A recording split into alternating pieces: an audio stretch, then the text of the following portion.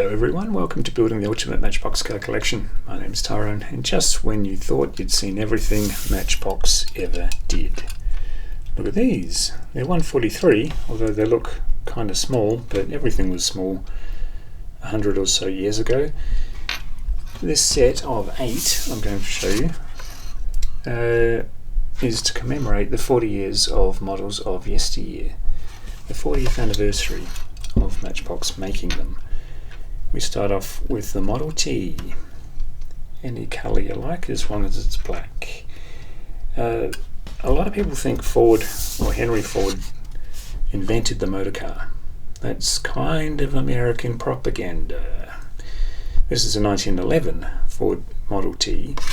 Henry Ford's big thing was the production line. It sped it up by 7 times in the making of one of these cars. So it made them cheaper, but he did not invent the motor car. That went down to these guys, Mercedes, Benz and Daimler. But this here is the 1912 Benz Limited. This sucker went at 60 miles an hour. Crazy. I'm not sure if they had the roads for it back then, but wow, it's 100 k's an hour. Imagine a crash. Well, there'd be nothing much left, would there? But that's a beauty. Notice almost all of these cars have what looks like Chesterfield couches in them, so they weren't into weight reduction like they are now. Certainly wouldn't have been into safety. It was all about how well can we get around. So that's the 2. Number 3 for today is an Opel. Did you ever think, maybe Europeans just know Opel as an old brand, but here in Australia Opel is just a brand that tried to kind of break into the local market several times. The first I ever heard of Opel was in the 80s, and they were giving away a car if you lined up in their brand new display centre, and they posted out a whole bunch of plastic keys, and if your key opened the driver's door, the car was yours. In fact, I think they were giving away 3 cars, something like that. Problem was, the queue was around the block, and they said, we're not going to turn anyone away, everyone gets to try their key, but 6 keys worked. So after a court battle ensued, they had to give away 6 cars, not 3. They put it down to the locking mechanism wearing out in the car. Sad day for the company, not so sad for the other 3 proud owners of 1980 something Opel. This is the 1909 Opel Coupe with no aerodynamics. It wasn't a thing. I suppose you wouldn't keep this in the driveway, would you? You'd put it in the barn where the horse used to be. Long gone horse. That's a beauty. The 4th one is a little bit kooky. It's the Packard Landaulet from 1912. Now, in the States, they were outdoing each other on how expensive they could make their new cars.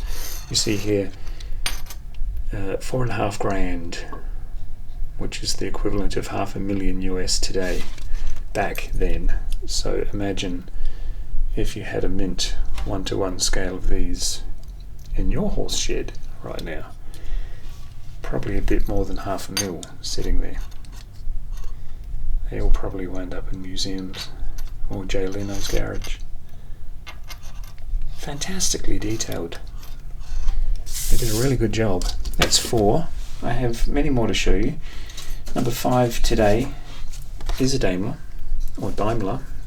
Some people, I think Germans would call it Daimler, but we call it Daimler. 1911 Daimler Type A12. Extraordinarily rare.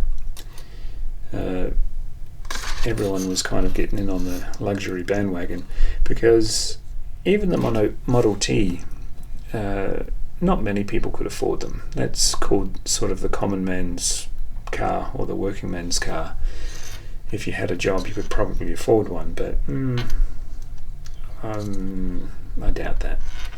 They would have been quite common, but you know, so expensive cars these days. But this fella, what did I read about this? Yeah, it's just extraordinarily rare. They were only made in 1911, and they took a bunch of brand new technologies, just like they do now. That's that one, and this is this one. It's the 1911 Maxwell Roadster. By the way, all of these come with a bit of a dog tag, in case their heads are blown off. Swinging in the wind. But that's a nice one. 1911 Maxwell Roadster. What do we know about that? Not a lot. 4-cylinder, yada yada yada.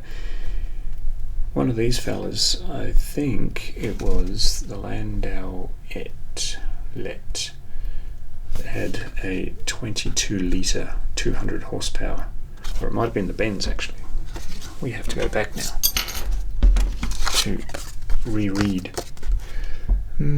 Yes, it was the Benz. Most of them were 2 litre models, but he had a 22 litre 200 horsepower model. Perhaps the largest ever engine placed in a private car. Why wouldn't you want that? Let's skip back to the present. Maxwell Roadster. Lovely in red. I don't think it went faster just because it was red.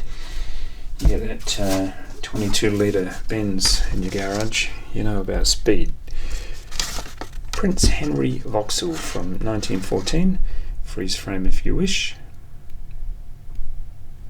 Wasn't popular. A couple of hundred units. But that's the way things go.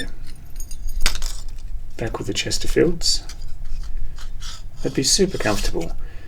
They're not really well detailed on these, but the leaf spring system on the suspension, especially on the back, was all about trying to manage those bumpy dirt roads.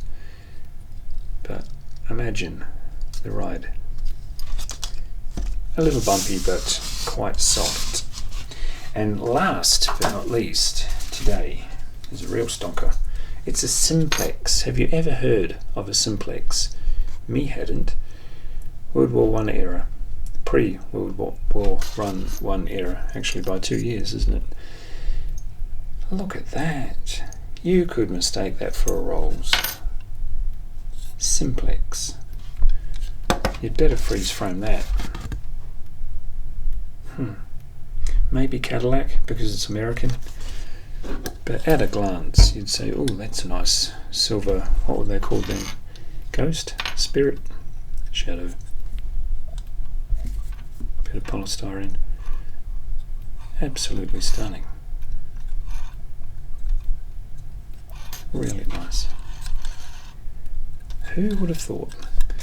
And there you have it. 8 from a very long time ago. Like, share, subscribe, and I'll see you on the next one. Bye.